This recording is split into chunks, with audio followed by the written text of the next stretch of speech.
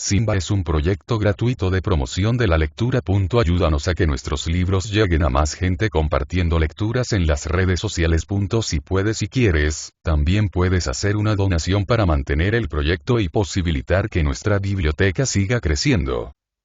El vaso de alabastro. Leopoldo Lugones. Cuento. Alberto Gerchunov.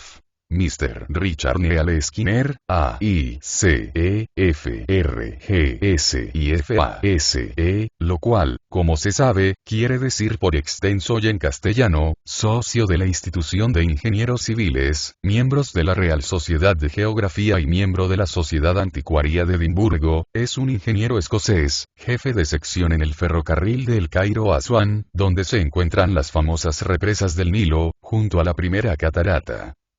Si menciono sus títulos y su empleo es porque se trata de una verdadera presentación. Pues Mr. Neale Skinner yace entre nosotros desde hace una quincena, procedente de Londres, y me viene recomendado por Cunningham y Graham, el gran escritor cuya amistad me honra y obliga. Mr. Neale, a su vez, me ha pedido esta presentación pública, porque el viernes próximo, a las 17:15, iniciará en un salón del Plaza Hotel, su residencia, algunas conversaciones sobre los últimos descubrimientos relativos a la antigua magia egipcia, y desea evitar que una información exagerada o errónea vaya a presentarlo como un charlatán en busca de sórdidas conveniencias. Sabiendo el descrédito en que han caído tales cosas, adoptará, todavía, la precaución de no invitar sino personas calificadas y que posean algunos conocimientos históricos sobre la materia. Bastará con algo de Rawson o más, pero. Por lo cual los interesados tendrán que dirigirse a él en persona.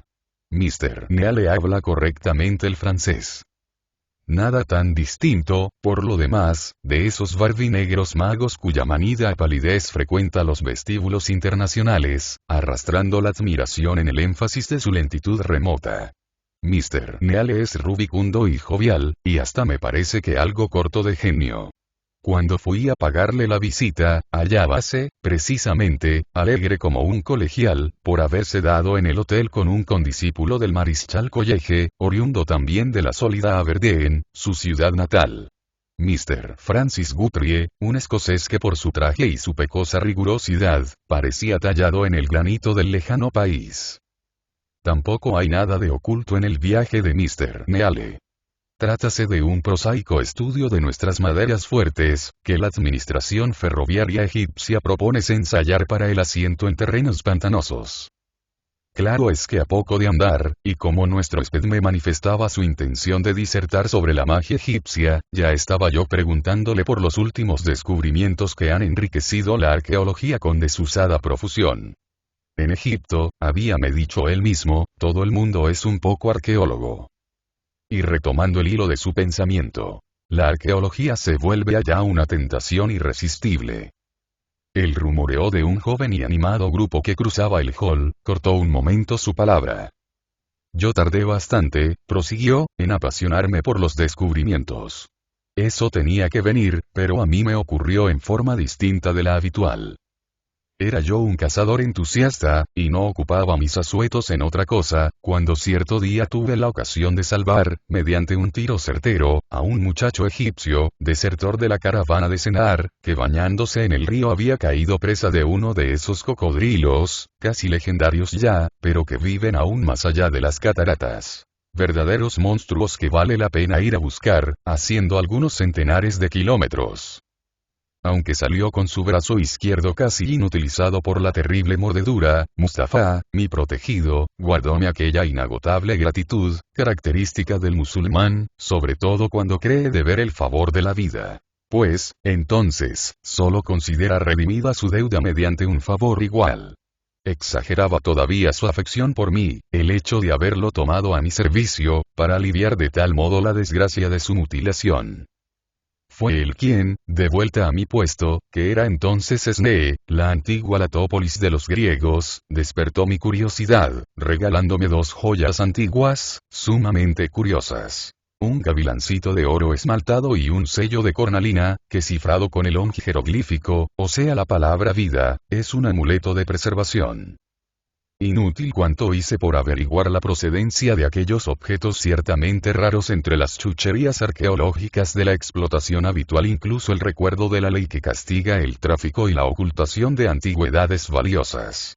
Mustafa se evadía con las exclamaciones árabes de cajón. ¿Quién puede saberlo? Que Allá compadezca mi ignorancia. O bien, solo Allá es omnisciente. El caso es que esos felas, cruzamiento de árabe y de egipcio, saben y callan muchas cosas, a despecho de la opinión corriente. El sentimiento nacional que parecía dormido en aquellos naturales, acaba de causar a mis compatriotas más de una sorpresa. Nativo de Esnee, que es una de las estaciones de la caravana en la cual se enganchó para ir a caer víctima del cocodrilo, Mustafa es muy experto en excavaciones arqueológicas, pues la mencionada ciudad hállase a unas 28 millas tan solo de la antigua Tebas. Y él, como peón de numerosos exploradores, había hecho, por decirlo así, toda la carrera. Desde que, niño aún, conchavábanlo para que animara a los jornaleros, cantando, tal cual los vendimiadores homéricos en la descripción del escudo de Aquiles, hasta que, mayorcito, cargaba las espuertas de escombros, y ya adolescente, manejaba el azadón, su experiencia llegó a ser grande en la materia. Poseía, lo que es también un don de su raza, el discernimiento de los indicios imperceptibles. Pero lo rudo de la tarea y lo mísero del jornal, acabaron por inducirlo a cambiar de trabajo, enganchándose en la caravana, donde tampoco pudo aguantar la faena realmente atroz de camellero. Es un temperamento sensible, de una delicadeza superior a su medio. Así, de doméstico, pasó a ser luego mi ayudante. Cuando me persuadí de que no averiguaría la procedencia de las joyas, quizá ignorada, en suma, por el propio Mustafa, entré a interrogarlo estrictamente sobre las tumbas faraónicas que han dado tanta notoriedad al famoso Valle de los Reyes, desde el descubrimiento, ya un tanto lejano, del estupendo sepulcro de la reina Hatshepsut. Tras largos rodeos, adquirí la seguridad de que conocía más de un derrotero importante. Pero jamás accedió a revelármelos, no obstante la visible aflicción en que lo ponían mis ruegos. Te causaría, afirmaba, irreparable daño. Y después, con solemnidad. Nunca seas el primero que penetre en las tumbas reales. Ni inquietes con la violación a los guardianes de la entrada. Nadie escapa al enojo de los reyes. Sí, dije yo entonces, bromeando. El conocido cuento de la venganza de la momia. Con gran sorpresa mía, el jovial Mr. Neale permaneció grave y miró un momento la ceniza de su cigarro. Es que algo hay de cierto, afirmó con sencillez. ¿Cómo, usted sostendría? Interrumpí, esbozando un vivo movimiento de incredulidad. Yo nada sostengo. Narro lo que he visto y nada más, replicó mi interlocutor sin cambiar de tono. Luego, calmándose con un ademán. Juzgará usted mismo. Pero le ruego que me deje proceder con cierto orden. Tengo el hábito de los informes técnicos y fastidiosos, creyó deber añadir con una sonrisa.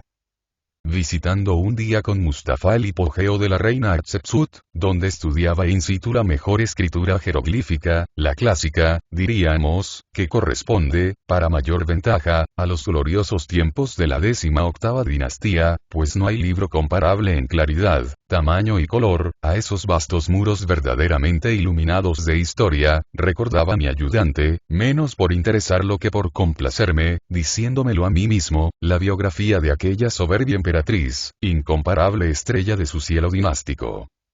Y con la aproximación quimérica que a través de los siglos sugieren allá las necrópolis intactas, donde han subsistido en la imperturbable serenidad hasta las flores de hace 3000 años, creo que infundí una especie de entusiasmo personal, tal vez de cierto vago amor, a la expresión con que dije. Divina reina, heroína y mujer, que vence como un faraón, hasta adquirir el derecho de inmortalizarse con la desnudez viril y la barba de oro de las estatuas triunfales, y al propio tiempo envía una flota que le traiga a su jardín, para envolverse en sahumerios como una deidad, los sicomoros de incienso del país de las aromas. No es una coquetería realmente imperial esa expedición a la costa turífera de los actuales somalíes, y esa avidez suntuaria con que manda sacar a tanto costo las piedras preciosas, los metales nobles, las maderas finas, el lapislázuli y el marfil. Y todavía la construcción de aquella tumba prodigiosa, cuyas galerías de casi 200 yardas se hunden cerca de 90 en la roca viva de la montaña sepulcral. Entonces Mustafa, con un acento y una penetración psicológica que no le conocía, dijo: pones en tus palabras tanta pasión, que te libras indefenso a todas las influencias. Por eso no quiero conducirte a las tumbas reales. Aunque te rías de mí, lo cierto es que los antiguos pusieron espíritus materiales para guardar la entrada. Son los vengadores siempre despiertos. Cada cual tiene su modo de ofender, pero todos matan. En poco más de un año que duró la exploración de este sepulcro de la reina, hubo 2 suicidios entre los exploradores. Solo más adelante comprendería yo aquella expresión que me pareció absurda, de espíritus materiales, empleada por Mustafa, extraordinariamente locuaz ese día. Pero su competencia en excavaciones realzóse ante mí con la insospechada agudeza que acababa de revelarme. Así, cuando algún tiempo después me escribió el secretario de Lord Carnarvon, a título de FASE, para solicitarme ayuda en las exploraciones del hipogeo de Tutankamón, que iban a empezar, creí hacerle, en la persona de Mustafa, la mejor recomendación de un buen práctico. De modo que usted asistió, empecé. Efectivamente. Debía a esa circunstancia la invitación de asistir a la apertura. Entonces ¿opina usted que el tan comentado fallecimiento del Lord, fue, como se dijo por fantasía, una consecuencia de ese acto? Repítole que voy a narrarle lo que pasó y nada más. Cuando se dio con el hondo pozo que conduce a la puerta de la cámara mortuoria, mi ayudante, a causa de su invalidez, no pudo tomar parte en la extracción de los bloques de piedra que lo obstruían, ni descender como el Lord, los invitados y los jornaleros agregados al grupo, en las curvas o espuertas egipcias. Estaba pálido, aunque impasible, y solo creí notar que me señalaba con los ojos a la atención de uno de los jornaleros prontos a iniciar la bajada. Hombre maduro ya, pero vigoroso. Luego, acercándose con respeto. «¿Olvidabas el talismán?», dijo, entregándome el sello de cornalina. Efectivamente, habíame ocurrido eso al sustituir mi traje habitual por el recio vestido de campaña que es menester adoptar para los descensos, y que constituye una de las torturas de esa angustiosa operación. Quien no la ha realizado, tampoco puede apreciar lo que significa el deslizamiento, en gran parte al tanteo, por las dilatadas galerías donde el aire confinado durante siglos, el polvo impalpable y la temperatura de horno, prolongan hasta la agonía una desesperante sofocación. Nada más distinto del maravilloso paseo arqueológico que sugiere al lector la narración del descubrimiento. El descenso del pozo sepulcral es peligroso, además de siniestro. Hay que precaverse mucho de las rozaduras contra los cantos filosos de las paredes, pues bajo el clima de Egipto, la más pequeña herida puede acarrear consecuencias funestas.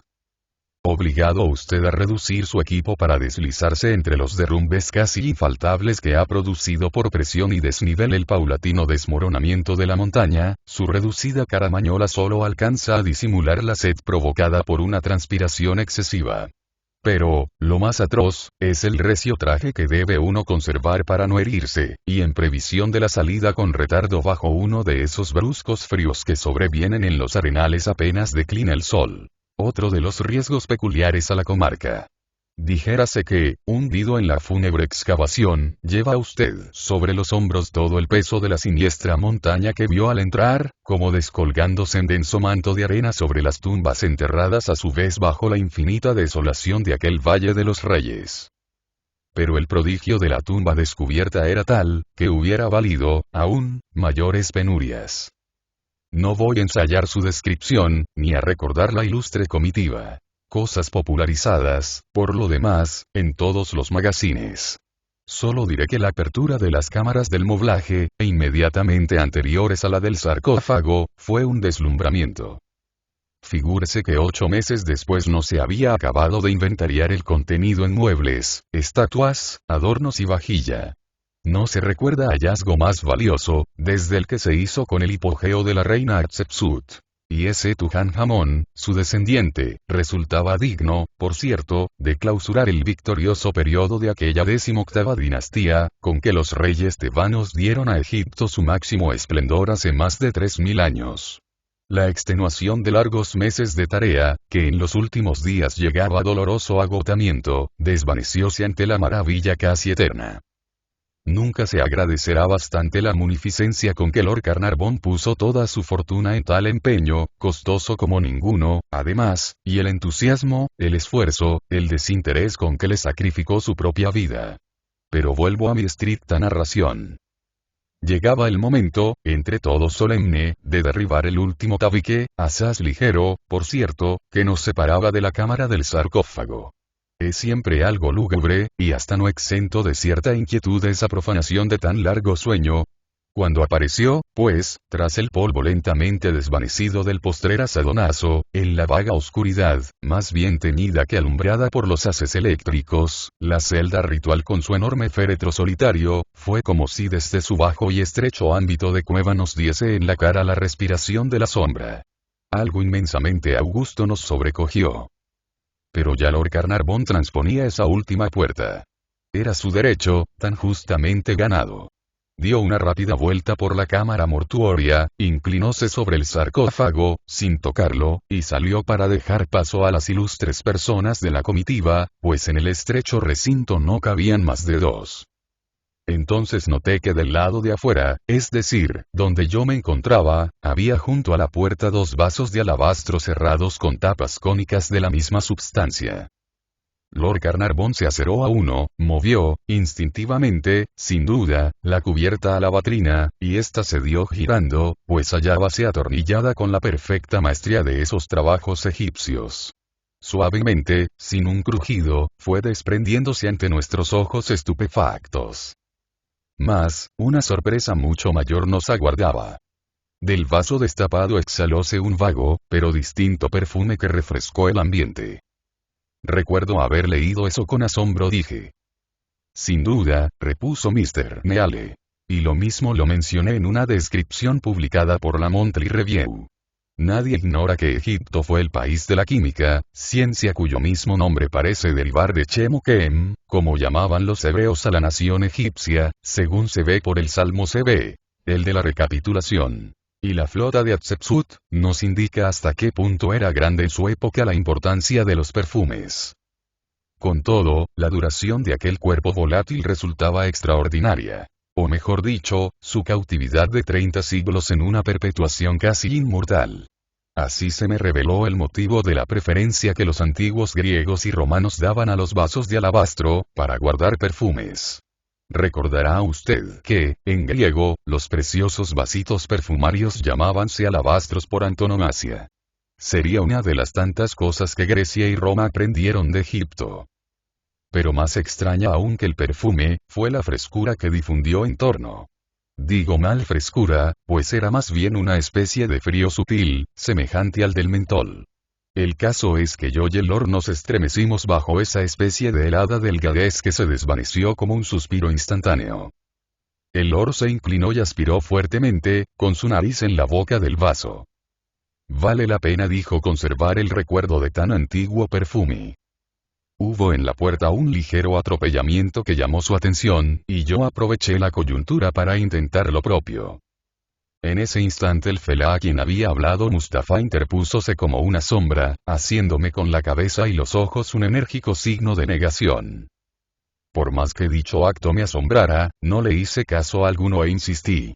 Entonces, arriesgando un ademán de audacia increíble en aquellos tímidos paisanos, asió mi brazo con brusquedad, al paso que murmuraba en árabe, para que solo yo pudiera oír y entender.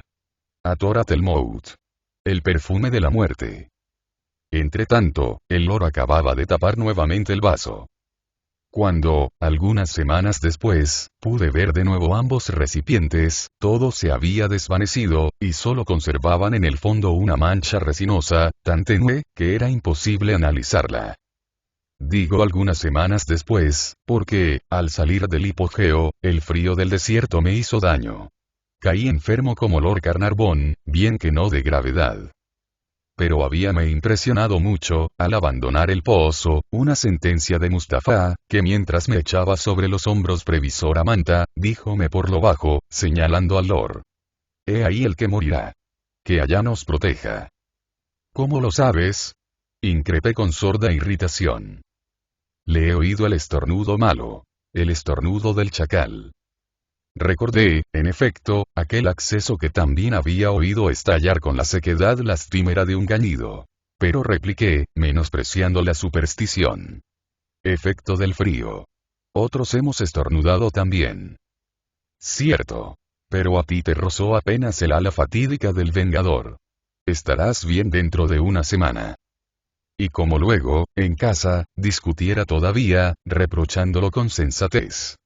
Es una fiebre que se explica por el excesivo cansancio, el aire confinado, la tensión nerviosa.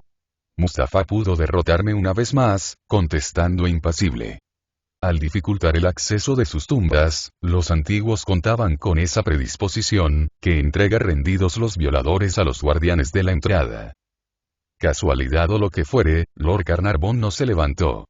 Víctima de una extraña fiebre que no pudo la ciencia dominar, declarásele luego la neumonía cuyos síntomas yo también experimenté, y su fallecimiento malogró una bien útil y generosa existencia. Hablase hablado también de cierta infección causada por la picadura de un insecto. Sí, al principio, y no sin razón, porque le he dicho lo peligrosas que son las más pequeñas lesiones bajo el clima de Egipto. Este es, en suma, el verdadero áspid de Cleopatra.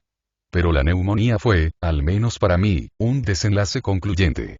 Abrigo la convicción de que Lord Carnarvon aspiró la muerte en la boca del vaso de alabastro. Así cobraba sentido la expresión paradójica de Mustafa. Pues el perfume mortífero era, en efecto, un espíritu material, el vengador encerrado en los vasos tentadores como un efectivo guardián de la entrada, perpetuamente despierto. Nada, pues, de imaginarios demonios o elementales maléficos. La sencilla realidad venía a ser mucho más siniestra. Terrible, en efecto, ese último sueño de los faraones cuyo reposo se aseguró para la eternidad, bajo una sentencia impersonal e inexorable como el destino. Neale iba, indudablemente, a proseguir. Pero en aquel momento, una arrogante figura femenina cruzó apresurada el hall, removiendo como un bache de oro en polvo la mancha del sol poniente que caía desde una ventana lateral, con un magnífico tapado de Kolinsky a la moda, y dejando esa ráfaga de perfume singular, que anticipa con genuina revelación el primer detalle de una verdadera elegancia. No habíamos visto el rostro de la desconocida, que avanzando por detrás de nosotros, solo nos reveló al pasar su gallardía y su perfume. Pero mi interlocutor, enderezándose, palideció ligeramente, mientras murmuraba con sorda voz. Atorat el Mout. Seguíamosla con ansiosa mirada, cuando ya en el pórtico, vimosla cruzarse con el propio Mr. Guthrie, quien la saludó sin detenerse, subió a buen paso la escalinata, y advirtiéndonos casi al punto, dirigióse hacia nosotros. Regresaba del campo de golf, bastante cansado, según dijo al dejarse caer en el profundo sillón vecino. ¿Tomaron ya ustedes el té?, preguntó enseguida. Mr. Neale, sin contestar, interrogóle a su vez. Francis, permítame, ¿quién es esa señora? Esa señora. Cuidado, Richard. Intercaló bromeando esa señora. La verdad es que no sé gran cosa a su respecto. La conocí hace poco en el dancing. Parece que es una egipcia bastante misteriosa, mejor dicho bastante equívoca, una aventurera, quizá, no sé quién me dijo. Cuidado, Richard. Volvió a intercalar riendo cordialmente y arrellanándose en el sillón que van ya dos hombres que se suicidan por ella. Puh.